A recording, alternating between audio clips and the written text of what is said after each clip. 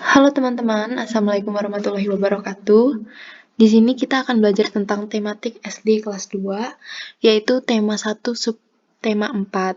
Di sini bakal ada 3 subbab yang akan dibahas. Yang pertama adalah kerajinan. Kalian pasti udah tahu kalau kerajinan itu adalah suatu karya yang dihasilkan dari tangan langsung ya. Kemudian bahannya bisa berasal dari alam ataupun bisa juga dari bahan buatan. Nah, bahan alam, bahan buatan tuh kayak apa sih? Bahan alam itu adalah bahan yang dipakai untuk membuat kerajinan yang benar-benar langsung dari alam, belum diproses terlebih dahulu. Kemudian kalau bahan buatan berarti dia adalah bahan yang telah melalui suatu proses tertentu. Nah, contohnya kalau di sini kita lihat ada pembuatan karakter berasal dari kertas origami ya. Di situ kertasnya adalah suatu karya buatan, suatu bahan buatan. Sama juga seperti kardus, ini sudah melewati suatu proses dulu sebelum dia menjadi kardus, kemudian dibuat kerajinan.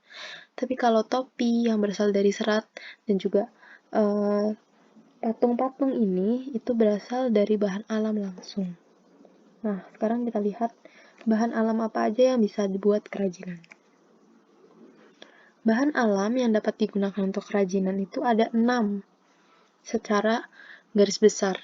Ada kayu, serat alam ya, tanah liat, kulit hewan, logam, bambu, kadang ada pula batu. Nah, contohnya adalah kayu itu, nah seperti ini ya, patung-patungan tuh terbuat dari kayu.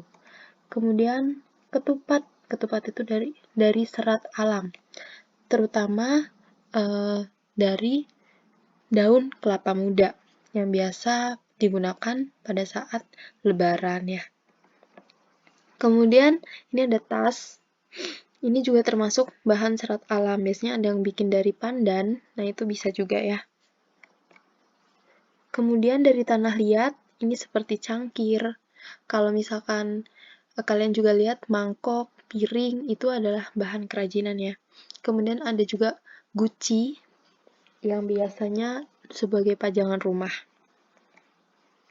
Bahan kulit, nah kerajinan bahan kulit itu seperti tas kulit, dompet kulit.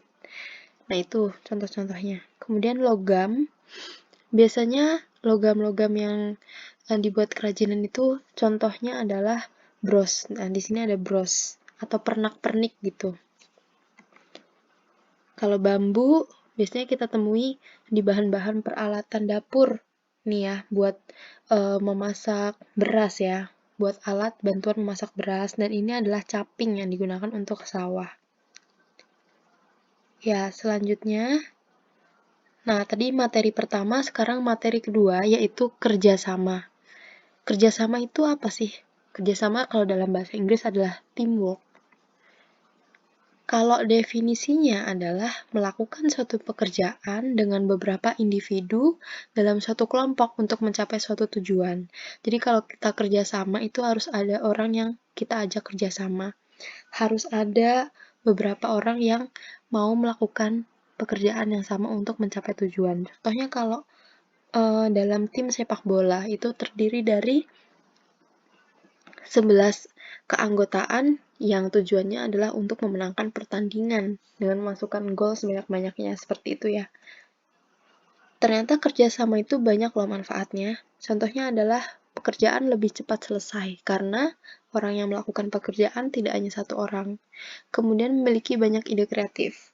Kenapa? Karena setiap masing-masing punya pemikiran tersendiri tentang suatu hal. Jadinya mereka bisa memberikan ide itu dan mana yang paling cocok dengan keadaan yang harus dilalui. Terus meningkatkan kesuksesan organisasi. Ini berhubungan dengan ide kreatif. Kalau semakin banyak ide yang dikeluarkan, maka semakin baik organisasi itu akan ke depannya. Kemudian mengurangi tingkat stres. Kenapa? Karena pekerjaan yang banyak diselesaikan oleh banyak orang cepat selesai, maka akan semakin mempermudah individu yang lain. Jadi tidak dikerjakan oleh satu orang, jadi cepat selesai sehingga nggak pusing ya. Oke, materi yang terakhir yaitu tentang kebersihan. Nah, di sini ada gambar animasi, misalkan gajah sedang menyapu, kemudian di sampingnya ada tong sampah. Maksudnya adalah dia itu sedang membersihkan lingkungannya. Kemudian di sini ada gambar kedua, yaitu pantai. Lihatlah sampahnya berserakan di mana-mana ya, tidak enak sekali untuk dipandang. Antara kedua gambar ini mencerminkan baik dan buruk. Nah, gambar pertama adalah suatu perilaku yang pantas untuk dicontoh, untuk dilakukan. Nah, gambar kedua adalah tidak sesuai atau tidak baik untuk dilakukan. Dari gambar pertama, itu adalah gambaran seseorang yang mau menjaga kebersihan. Manfaatnya yang didapat adalah terhindar dari penyakit lingkungan. Penyakit lingkungan itu kayak tipes, itu bisa aja penyakit lingkungan, ataupun gatal-gatal karena tidak bersih ya lingkungannya. Kemudian bebas polusi air, udara, dan tanah. Contohnya, kalau misalkan kita membuang sampah pada tempatnya, nggak kita masukkan ke got, maka zat-zat plastik tadi itu atau zat-zat dari sampah itu tidak akan mencemari air, sehingga air yang kita minum bersih, udara yang kita hirup juga sejuk gitu ya. Tanahnya juga tidak bau ya. Kemudian kalau tanahnya bagus, subur, kan bisa menumbuhkan tanaman. Kemudian lingkungan lebih asri dan sejuk karena kita melihat tidak ada sampah, sehingga lebih enak untuk dipandang. Kalau yang gambar kedua ini, kalau kita melakukan buang sampah sembarangan, terutama pada tempat-tempat umum ya, maka akan rentan terkena penyakit lingkungan. Seperti yang tadi itu tipes, kemudian DBD, karena kalau DBD itu kan karena nyamuk ya. Kemudian banyak polusi air, udara, dan tanah. Sama lagi, kalau misalkan kita membuang sampah ke tanah asal sembarangan, maka plastik tersebut tidak akan terurai, sehingga akan mencemari air. Kemudian lingkungan tidak sedap untuk dipandang, ya jelas. Ini sebenarnya adalah tempat yang indah, tapi karena ada sampah, maka tidak sedap untuk dilihat.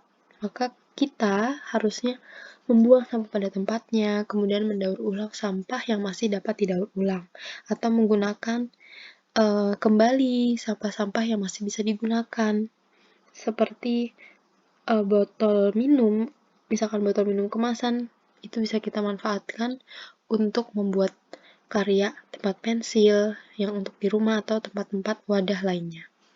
Ya, itu saja materi untuk hari ini. Jika ada pertanyaan bisa tulis di komen ya. Sampai jumpa.